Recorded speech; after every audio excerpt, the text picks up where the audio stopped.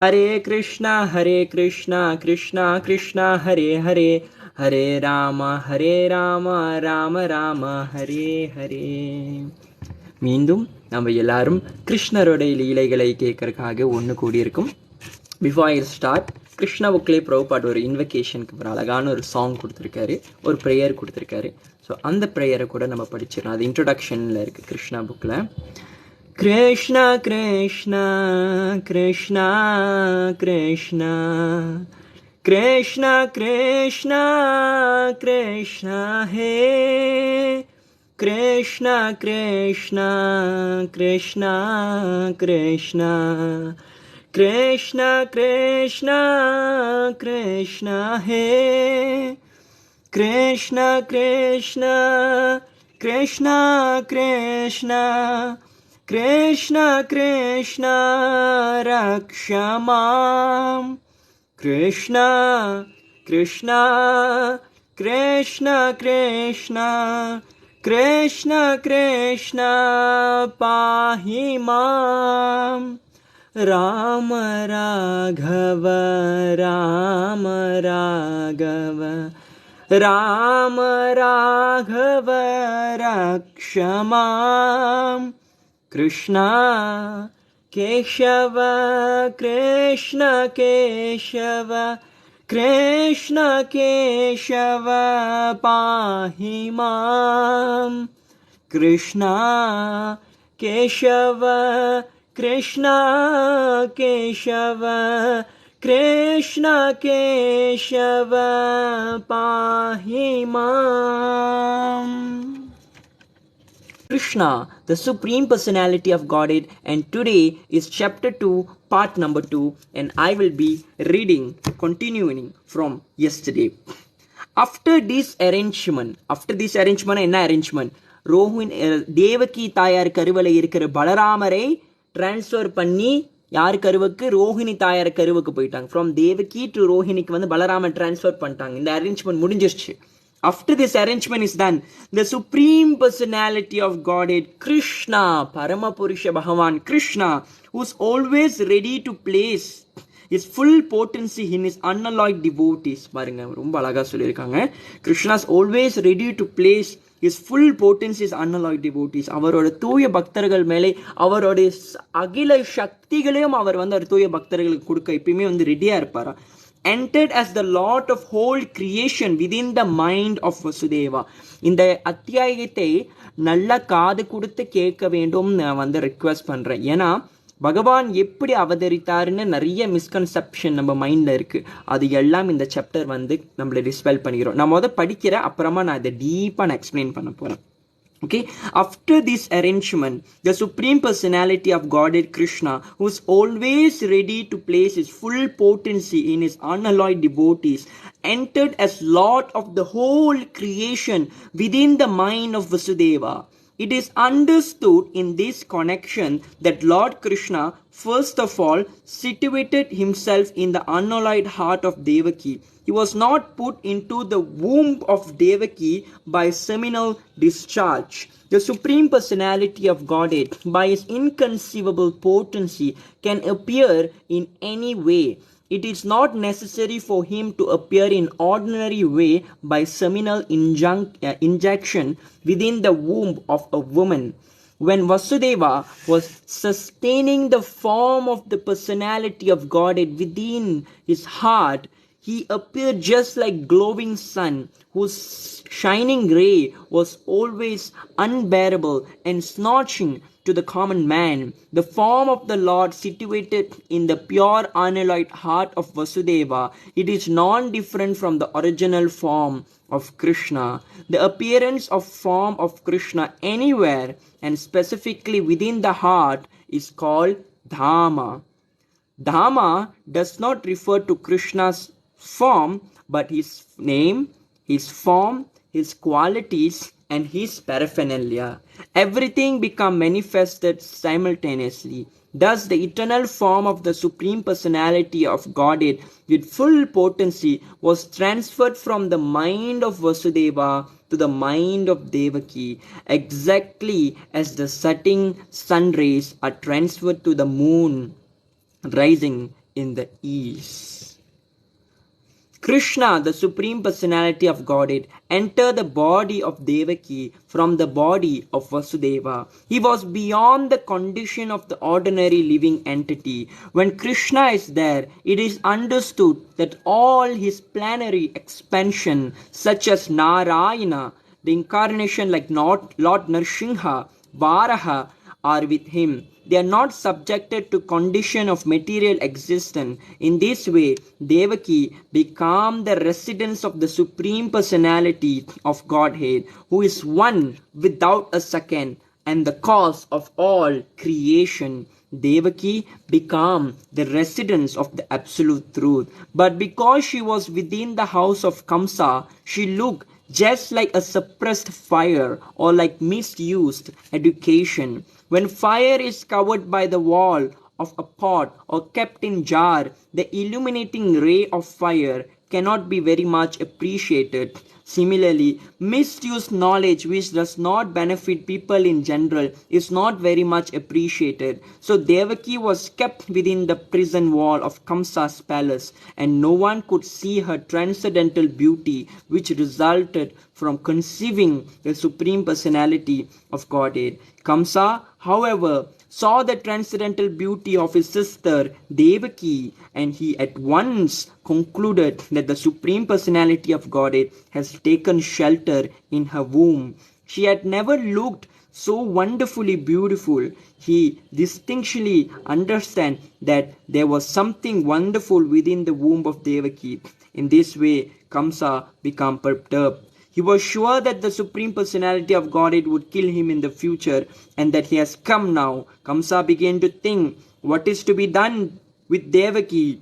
Surely she has Vishnu or Kṛṣṇa within her womb. So it is certain that Kṛṣṇa have come to execute the mission of the demigods. And even if I immediately kill Devaki, his mission cannot be frustrated. Kṛṣṇa knew very well that no one can frustrate the purpose of Vishnu. Any intelligent man can understand that law of God cannot be violated. His purpose will be served in spite of all impediment offered by the demons. Kṛṣṇa thought, if I kill Devaki at the present moment, Vishnu will enforce his supreme will more vehemently. To kill Devaki just now would be the most abominable act. No one desired to kill his reputation, even in an awkward situation. If I kill Devaki now, my reputation will be spoiled. Devaki is a woman and she is under my shelter. She is pregnant, and if I kill her immediately, all my reputation and the result of pious activity and duration of life will be finished. He also further deliberated. A person who is too cruel, even in the lifetime, in this lifetime, is as good as dead. I repeat, a person who is too cruel, even in this lifetime, is as good as dead. No one likes a cruel person during his lifetime, and after that, people curse him. On account of his self-identification with the body, he must degrade and punished into the darkest region of hell. Kṛṣṇa thus meditated on all pros and cons of killing Devaki at that time. Kṛṣṇa finally decided not to kill Devaki right away, but wait for the inevitable future. But his mind became absorbed in animosity against the personality of Godhead. He patiently waited for the deliverance of the child, expecting to kill him as he had done previously with other babies of Devaki. Thus being merged in the ocean of animosity against the personality of Godhead, he began to think of Kṛṣṇa and Vishnu while sitting, while sleeping, while walking, while eating, while working. In the all situation of life, his mind becomes so much absorbed with the thoughts of the Supreme Personality of Godhead that indirectly he could see only Kṛṣṇa or Vishnu around him. Unfortunately, although his mind was so absorbed in the thought of Vishnu, he is not recognized as a devotee because he was thinking of Kṛṣṇa as an enemy. The state of mind of a great devotee is always to be absorbed in Kṛṣṇa, but a devotee thinks of him favorably, not unfavorably. To think of Kṛṣṇa favorably is Kṛṣṇa consciousness, but to think of Kṛṣṇa unfavorably is not Kṛṣṇa consciousness. So this is actually we are seeing பகவான் ஸ்ரீ கிருஷ்ணர் வந்து தேவகியை கருவிலை வராரு, தேவகியின் கர்ப்பத்தில் வராரு. அந்த அற்புதமான கதையை தான் நம்ம கேட்டுக்கிட்டு இருக்கோம். எப்படி அவர் தேவகியோட கர்ப்பத்துக்கு வராருன்னு இங்க அற்புதமாக வந்து பாகவத புராணத்தில் இந்த தத்துவத்தை நம்ம கிட்ட வந்து கூறுறாங்க. பகவான் வந்து இங்க அழகா புரோபாட் சொல்லியிருக்காரு, he was not put into தேவகி's womb by seminal dischargeன்னு சொல்றாரு. இந்த உலகத்துல நம்ம எல்லாம் பிறக்கிறது எப்படி, அம்மாவும் அப்பாவும் உடல் உறவு வச்சுக்குவாங்க அண்ட் அதுலேருந்து ஒரு குழந்தை பிறக்கும். பட் பகவான் இந்த லோகத்தில் அவதரிக்கும் போது அந்த மாதிரி எந்த உடல் உறப்பும் நடக்கவில்லை. பகவான் அப்படி வந்து அவதரிக்கவில்லை. The பகவான் Kṛṣṇa doesn't appear in this world through sexual intercourse. That's never happened. That is clearly mentioned. The supreme personality of, but at the same time Prabhupada என்ன சொல்றாரா, by his inconceivable potency, Kṛṣṇa has inconceivable potency. He can appear in any way. Kṛṣṇa can appear in any way that he wants. He is not restricted to appear in this particular. எப்படி வேணுமா அவர் appear பண்ணலாம். உதாரணத்துக்கு நரசிங்கதேவ் பகவானா வந்து அவதரிக்கும் போது தூணை உடைச்சுக்கிட்டு அவதரிச்சுட்டு வந்தாரு. ஆஹா டடடா. வாரகாவதாரம் அவதரிக்கும் போது பிரம்மரோட மூக்கிலிருந்து வந்த வாரகாவதாரமா வந்தாரு. ஸோ பகவான் வந்து பல்வேறு ரூபத்தில் அவதரிக்கிறார். எல்லா நேரத்திலும் அவர் வந்து ஒரு ஒரு பெண்மணியின் கர்ப்பத்திலிருந்து தான் பகவான் அவதரிக்கணும்னு அந்த அவசியம் அவருக்கு இல்லை. அவரை நினைச்சா இப்ப கூட ஒரு தூணை உடைச்சுக்கிட்டு சிவரையை உடைச்சுக்கிட்டு எங்க வேணுமா வரலாம். ஏன்னா பகவான் எல்லாம் இடத்திலேயே வாழ்ந்து கொண்டிருக்கார். சர்வஸ்யாஹம் ஹிருதி சன்னிவிஷ்டோ. Is everywhere, within everyone's heart and is everywhere. So அதனால Kṛṣṇa does not appear through the union of male and woman. He never appear like that. It is clear. கிருஷ்ணர் அந்த மாதிரி appear பண்ணவே இல்லை இந்த உலகத்துல. பகவான் இப்படி அவதரிச்சார். Okay, fine. You told me that Kṛṣṇa can appear in any way. He can also, like Narsingadev, he can break a pillar or some wall and come outside. Like வாரகாவதாரம் வந்து பிரம்மரோட மூக்கிலேருந்து அப்படியே வந்தார். ஒரு சின்னதா அப்படி வந்து புருஷ வாரகமூர்த்தியா வந்தாரு. இப்ப வந்து இப்படி வராரு. பகவான் இப்படி வந்தாரா? அவரோட லோகம், அவர் லோகம் பேர் என்ன? கோலோக விருந்தாவனம். அந்த அற்புதமான அந்த கோலோக விருந்தாவன் லோகத்தில் பகவான் வசுதேவரோட மனதில் டிசென்ட் பண்ணாரா. he descend to the mind of Vasudeva. அந்த நேரத்துல வசுதேவர் எப்படி திரும்ப இருந்தாரா? ஷைன் பண்ணாரா. அவர் உடல்ல பிரகாசமாக இருந்தாரா. பகவான் வசுதேவரோட மனதில் வந்து வசுதேவர் மனதிலிருந்து தேவகியோட மனதுக்குள்ளே போனாரா. தேவகி மனதிலிருந்து தேவகியோட கர்ப்பத்தில் போயிட்டு அங்க போய் இருந்தாரா. இப்படிதான் பகவான் அவதரித்தார். ரொம்ப அற்புதமாக அவதரித்தார் பகவான். சாதாரணமாக அவதரிக்கலை, ரொம்ப அற்புதமான ஒரு அவதாரம் அந்த கிருஷ்ண அவதாரம். கிருஷ்ண அவதாரம் தான் பூர்ண அவதாரம்னு சொல்லுவோம். பகவான் எவ்வளவு அவதாரங்கள், கணக்கில்லாம அவதாரங்கள் எடுத்தாலும் கிருஷ்ண அவதாரம் பூர்ண அவதாரம். மறுபடியும் சொல்கிறேன், பகவான் வந்து ஒரு பெண்ணும் ஒரு ஆணும் யூனியன் பண்ணி அந்த மாதிரி ஒரு செக்ஷுவல் ரிலேஷன் மூலியமா பகவான் பிறக்கவில்லை. கிருஷ்ணாவதாரம் வந்து அவரோட நித்திய வைகுண்ட லோகம், கோலோக விருந்தாவனம், வைகுண்டத்துக்கு மேலே இருக்கு. பிரம்மதேவரம் சொல்றார், கோலோக நாம்னி நிஜதாம்னி தலேஷு தஷு தேவி மகேஸ்வர ஹரிதாமஷு தேஷு தேஷு. இந்த மெட்டீரியல் வேர்ல்டு வந்து தேவிதாம்னு சொல்லுவோம். இதுக்கு மேல மகேஷ் தாம் இருக்கு, கைலாயம் இருக்கும், மகேஷ் தாம் மகேஸ்வரர் தான். அதுக்கு மேல ஹரிதாம் இருக்கு, ஹரிதாம் இஸ் த வைகுந்ததாம். அதுக்கு மேல இருக்கு, அதுக்கு மேல இருக்குதான் வந்து கோலோகதாம், பகவானோட பர்சனல் அபோட். அவர் அங்கேருந்து வசுதேவரோட மனதுக்கு வந்தாரா. வசுதேவர் மனதிலிருந்து தேவகியோட மனதுக்கு போய், தேவகியோட மனதிலிருந்து தேவிக்கோட கர்ப்பத்துக்கு பகவான் போயிருக்கார். From the heart of Vasudeva, Kṛṣṇa went to the heart of Devaki. From the heart of Devaki, he went to the womb of Devaki. So this is how the Lord descended. If anyone asks, பகவான் வந்து எப்படி அவதரிக்கிறாரு, ஏன்னா ஏன் பகவானோட இந்த விஷயத்தெல்லாம் தெரிஞ்சுக்க வேண்டும்.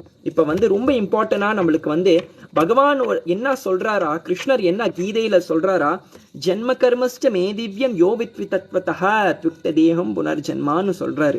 இப்ப என்ன மை அப்பியரன்ஸ், கிருஷ்ணர் என்ன சொல்றாரு, one who knows the transcendental nature of my appearance and activities does not upon leaving the body take his birth again in this material world but attain my eternal abode, O Arjuna. ரொம்ப அற்புதமாக வந்து பகவான் இங்க என்ன சொல்றாரா, கிருஷ்ணர் நம்ம கிட்ட ஒரு விஷயத்தை சொல்றாரு. இந்த மாதிரி யார் ஒருவர் இந்த லோகத்தில் எப்படி பகவான் ஜென்ம என்பது அவர் எப்படி அவதரிக்கிறார், பகவான் ஸ்ரீ கிருஷ்ணர் எப்படி அவதரிக்கிறார், அந்த தத்துவத்தை யாரு புரிஞ்சுக்கிறாரோ, அதே போல பகவானோட லீலைகளை யாரு கேட்டு புரிஞ்சுக்கிறாரோ, அவங்க இந்த உடலை விட்டு போகும்போது மீண்டும் ஒரு பௌதீக எடுக்க மாட்டார்கள். One will not take a material body and suffer if you simply know how Krishna appears. So that is the benefit. இப்ப யாரெல்லாம் காதால கேட்டுக்கொண்டு இருந்தீங்களா, மனதால கேட்டுக்கொண்டு இருந்தீங்களா, இந்த மாதிரி பகவான் எப்படி அவதரித்தார் அந்த தத்துவத்தை நீங்க இப்ப புரிஞ்சு கொண்டீங்க. பகவான் எப்படி அவதரித்தார் புரிஞ்சுக்கிட்டீங்களா?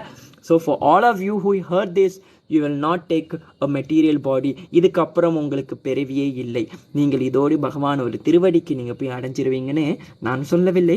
பகவான் கிருஷ்ணர் 4வது அத்தியாயத்தில் 9வது ஸ்லோகத்தை இந்த தத்துவத்தை சொல்கிறார். So those who heard how Krishna appeared today, be blessed all of you. You will never take another birth in this material world again. So that is how Krishna appeared. And இப்ப பகவான் தேவகி தாயாரின் கர்ப்பத்தில் இருக்கிறாரு. தேவகி தாயார் கர்ப்பத்தில் இருக்கும்போது இந்த பிரபஞ்சமே பகவான் கிட்ட அடைக்கலம் எடுக்கிறது. ஆனா பகவான் ஸ்ரீ கிருஷ்ணர் தேவகியோட கருவலை அடைக்கலம் எடுத்திருக்காரா. இந்த தத்துவத்தை எப்படி நம்ம புரிஞ்சு கொள்ளுறது? அவ்வளவு அற்புதமாக இருக்கிறது. இந்த பிரபஞ்சமே அவனுக்குள்ளே தான் இருக்கு. ஆனா அந்த பகவான் இந்த லோகத்தில் அவருடைய சிறந்த பக்தர்களோட கருவலை அடைக்கலம் எடுக்கிறாராம். That is the powerful of devotees. Krishna பக்தர்கள் சரியான சக்தி கொண்டவர்கள். ஏன்னா இங்க பிரபுபாட் ஒரு அழகான ஒரு ஸ்டேட்மெண்ட் சொல்றாரு. இங்க என்ன சொல்றாரு பாருங்களேன்.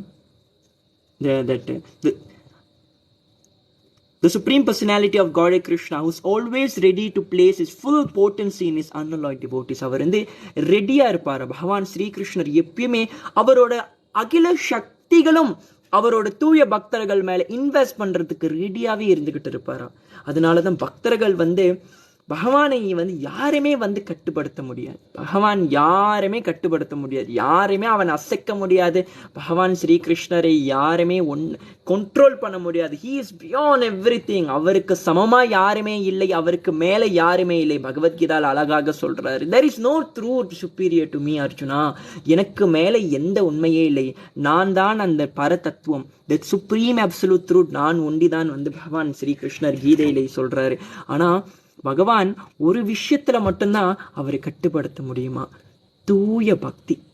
the love of Godhead, love of Kṛṣṇa. அதோட பேர் கிருஷ்ண பிரேமான்னு சொல்லுவாங்க. love of Kṛṣṇa. ஒன்லி பகவான் மேலே இருக்கிற அந்த தூய பக்தியாலை, இந்த தூய பக்தி யார் வச்சிருப்பாங்க? தூய பக்தர்கள் வச்சிருப்பாங்க. அவங்க அந்த தூய பக்தி வச்சிருக்கிறதுனால அவங்களுக்கு அகில சக்திகளும் உண்டு. அந்த சுப்ரீம் லார்ட், அகில சக்தி கொண்ட அந்த பரமபுருஷ பகவான் ஸ்ரீ கிருஷ்ணரையே கட்டுப்படுத்த முடியுமா? பக்தி அவ்வளோ பவர்ஃபுல்லானது. It can even control the all powerful supreme personality of God is Shri Krishna. நினைச்சு பாருங்க. இது கேட்ட பிறகு யாருக்கு பக்தி மேல இன்ட்ரெஸ்ட் இல்லாம போவோம்? பக்தியை வைத்துக்கிட்டு அகிலத்தையும் படைக்கும், அகிலத்தும் ஆட்டி படைக்கும் என்பெருமாள் ஸ்ரீகிருஷ்ணரை நம்ம ஆட்டி படைக்க முடியுமா? அது மூலியமா தான் அந்த அவ்வளோ பக்தி கொண்டனாலதான் என்னதான் பகவான் ஸ்ரீகிருஷ்ணர் இந்த பிரபஞ்சத்தை படைச்சார், எல்லாத்தையும் அவர் தான் பண்ணார். He is the creator, he is the maintainer, he is the annihilator, he is the everything in this material world and also the spiritual world, not to forget that. But yet he took shelter of Devaki's womb. So this is very beautiful. Devaki become the residence of the Supreme Personality of God. இது கேட்கும் போதே நம்மளுக்கு wow, so powerful. பக்தி இவ்வளோ பவர்ஃபுல்லானதா? பக்தியை வச்சு பகவானை தேவகியின் பக்தியில் பகவான் அந்த கர்ப்பத்தில் ரெசிடென்ஸ் எடுத்தா, and Devaki become the residence of the absolute truth. Wow, this is so powerful. Listening this, you should be inspired. Wow, I can also be like this. I can also become residence of Kṛṣṇa. Kṛṣṇa will also come and reside in my heart. This is the power of bhakti. When we read this, we should be inspired. Oh, I want to learn bhakti. I want to take up bhakti. It is so powerful. With bhakti, I can conquer Kṛṣṇa. You know, we should be so happy to take up this bhakti. And when Devaki Tayar, இந்த அவங்க கர்ப்பத்தில் கிருஷ்ணர் இருக்கிற சமயத்தில் என்ன நடக்குதா? அவங்க அவ்வளோ அழகா இருக்கிறாங்க. இங்க பாருங்களேன், இங்க அழகா சொல்றாங்க, தேவகி, இங்க அழகா ஒரு வருது, Devaki become the residence of the supreme personality of God, the one without the second. God is only one. அது புரிஞ்சுக்கங்க. எல்லாரும் சொல்றாங்க எல்லாரும் கடவுள் தான், there is no such thing. Krishna never say anything like that in Bhagavad Gita.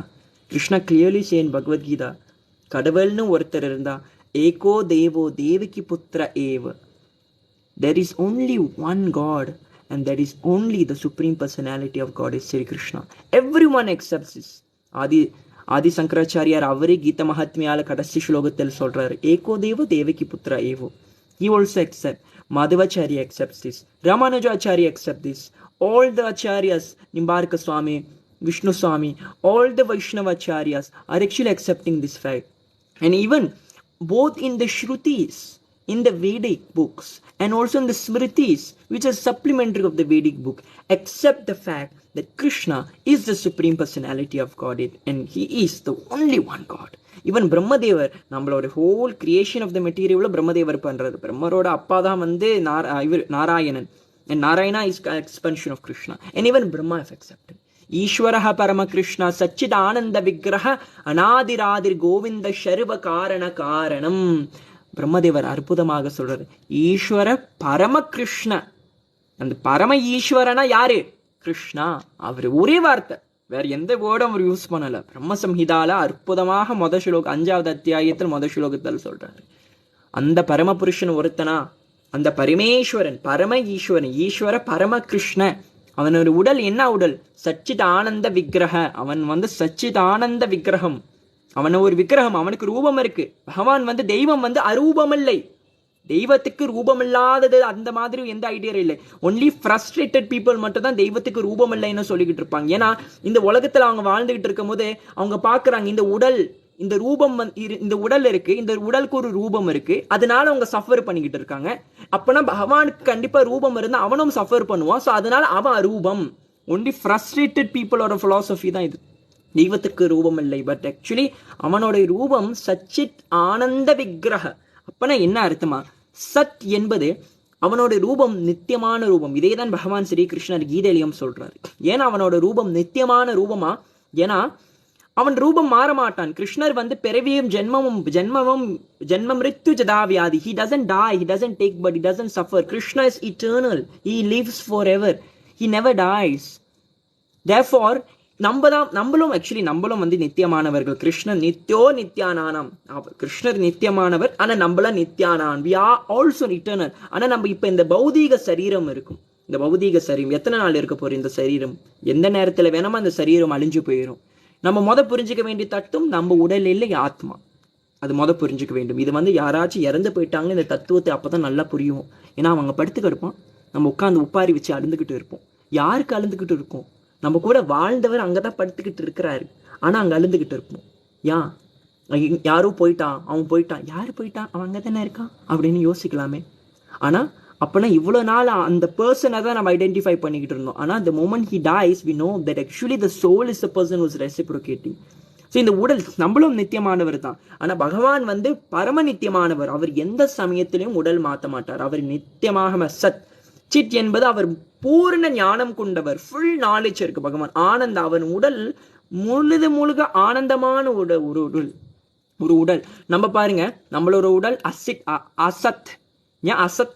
இது அழிஞ்சிரும். இந்த உடல் கொஞ்ச நாள் தான் இருக்கும், அதுக்கப்புறம் இந்த உடல் போயிடும், அதுக்கப்புறம் வேற உடல் இருப்போம். பகவானை பத்தி கேட்டீங்களா, நித்தியமா இருப்பீங்க, திருப்பி பகவான் திருவடிக்கு அடைவீங்க. ஆனா பகவானை பத்தி கேட்காம இருந்தோமா, இந்த பௌதீக லோகத்தில இருந்துகிட்டு இருந்தோமா, திருப்பி இந்த உடல் அழிஞ்சு போயிடும். இந்த உடல் பூரணமாக அஜ்ஞானம் கொண்டது. நம்ம பிறந்தோடனே நம்மளுக்கு எல்லாமே தெரிஞ்சிச்சா? பிறந்தவொடனே திருப்பி ABCD படிச்சுக்கிட்டு இருந்தோம். மேத்தமெட்டிக்ஸ் 1 + 1 2 இதெல்லாமே படிக்கணும். we have to learn because இந்த பாடி அஜ்ஞானம். ஆனா இயற்கைய ஆத்மா சித் என்பது பூர்ண ஞானம் கொண்டது. பகவான் சித் என்பது பூர்ண ஞானம். இந்த உடல் நிரானந்த. இந்த உடல் முழுக்க நம்மளுக்கு கஷ்டத்தை கொடுக்கும், வியாதியை கொடுக்கும். எப்படியாச்சும் நம்ம உசுரை எடுக்கிறது தான் இந்த உடலோட வேலை. ஆனா பகவானோட ரூபம் ஆனந்த, நிரானந்த, ஆனந்த, நித்தியமாக. சுகமும் துக்கமும் வந்துகிட்டு போகும், ஆனா ஆனந்தா நித்தியமா இருக்கும். Ananda is bliss. ஸோ அதனால பகவானோட ரூபம் சச்சிதானந்த விக்கிரக. அதுதான் அந்த சச்சிதானந்த விக்கிரக ரூபத்தில் தான் கர்ப்பத்தில் வராரு. தேவகி கர்ப்பத்தில் வரும்போது கிருஷ்ணர் வந்து ஒண்ணு வந்து இந்த பௌதீக சரீரம் எடுத்துட்டு வரல. இது ஒன்னு ஒரு மிஸ்கன்செப்ஷன் இருக்கு. இந்த மாதிரி பகவான் வந்து அந்த பரம்பொருள் வந்து இந்த உலகத்துக்கு வரும்போது சாத்விக குணத்தில் வருதுன்னு அப்படின்னு வந்து ஒரு பர்டிகுலர் செக்ட் ஆஃப் பீப்புள் அப்படி ஒரு மிஸ்கன்செப்ஷன் வச்சுக்கிறாங்க. That is totally wrong. அந்த மாதிரி எங்கேயுமே வந்து வேதவியாசர் வந்து மென்ஷன் பண்ணவே இல்லை கிளியராக. இது முழுக்க ஒரு மென்டல் ஸ்பெகுலேஷன் தான். பகவான் வந்து பௌதீக சரீரம் எடுத்து ஏன் வரப்போறாரு? அவருக்கு என்ன அவசியம்? அவர் பௌதிக சரீரமுக்கு அப்பாராளவர். அவரோட ரூபம் நித்தியமாக சச்சிதானந்த விக்கிரக, தெய்வீகமான ஒரு ரூபம். அந்த ரூபம் அழிவே இருக்காரு. இது பகவான் இந்த உலகத்துக்கு வரும்போது அழகாக காமிச்சாரு. யாராவது பகவான் ஸ்ரீகிருஷ்ணரை வயதான பிக்சரை பார்த்திருக்கீங்களா? எங்க பார்த்தாலும் பகவான் வந்து 20-25 வயசு 16 வயசு பையன் மாதிரி தான் பார்த்திருப்பீங்க. அழகாக புல்லாங்குழலை வச்சுக்கிட்டு. எப்பாச்சும் கிருஷ்ணர் அப்படியே தாடி கொண்டு மூஞ்சிலாம் அப்படியே ரிங்கிள் பண்ணி வெள்ள முடியோட ஒரு வயசானவர் மாதிரி பார்த்திருக்கீங்களா? தெய்வம் எப்படி வயசாக முடியும்? பகவான் பரமபுருஷ பகவான் ஸ்ரீகிருஷ்ணர் சகல சக்திகள் கொண்டவரா, அவர் எப்படி வயசாக முடியும்? எங்காச்சும் பார்த்திருக்கீங்களா? இந்த பகவத்கீதாவை நீங்க பார்த்தா கூட, இந்த பகவத்கீதாவை அர்ஜுனனுக்கு உபதேசம் பண்ணும் போது கிருஷ்ணருக்கு பேரம்பேத்திகள் இருந்தார்களா? அப்ப கிருஷ்ணர் வந்து கொள்ளு தாத்தாவா ஆகிவிட்டார். அவரோட பேரம்பேத்திகள் அதுங்களோட எப்படி சொல்ல, அவரோட பிள்ளைங்கள் அந்த அடுத்த தலைமுறை 3வது தலைமுறை அவ்வளோ தலைமுறைக்கு போனாலும் கிருஷ்ணர் அப்பையும் 20-25 வயதாதான் இருந்தாரு. கிருஷ்ணர் மட்டும் இல்லை, கிருஷ்ண பக்தர்கள் எல்லாரும் அந்த சமயத்தில் 20-25 வயது போலதான் இருந்தார்களா. அதுக்கு மேல கிருஷ்ணர் வந்து வயது ஆக மாட்டாரு. நித்தியமான சரீரம். இதுதான் வந்து ப்ரூஃப். நீங்க எங்காச்சும் பார்த்திருக்கீங்களா கிருஷ்ணர் வயதான பிக்சர்? இல்ல. That is the proof. இந்த பகவானோட உடல் நித்தியமானது. அது வந்து எந்த சமயத்தும் அழியாது. பரம்பொருளுக்கு ரூபம் இருக்கு, அரூபம் இல்லை. தெய்வம் அரூபம் இல்லை. அது மாதிரி புரிஞ்சுக்குங்க. சில பேர் வந்து தெய்வம் வந்து அரூபமானது அப்படின்னு சொல்றாங்க. அது தெய்வம் நிர்குண பிரம்மனா வந்து என்னது? நிர்குண பிரம்மன் வந்து அந்த பிரம்மஜோதி ஒளி வந்து அந்த நித்தியமான கிருஷ்ணரோட உடல்ல இருந்து வருது ஜோதி தான் இந்த நிர்குண பிரம்மன். இதுதான் வந்து கிருஷ்ண சொல்ற பிரம்மணோஹி பிரதிஷ்டானம்னு பகவத்கீதால சொல்றாரு 14வது அத்தியாயத்தில்.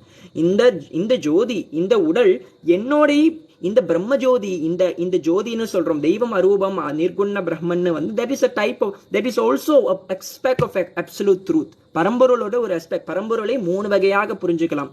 பிரம்மன், பரமாத்மா, பகவானா புரிஞ்சுக்கலாம்.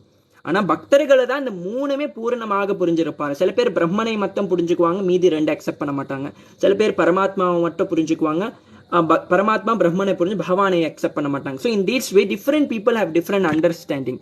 ஏன்னா நீங்க பாத்தீங்களா, இப்ப ஏன் வந்து கிண்டா கார்டன் இருக்கு, பிரைமரி ஸ்கூல் இருக்கு, எல்லாமே யூனிவர்சிட்டிஸ் மட்டும் கட்டி வச்சாலே போதுமே.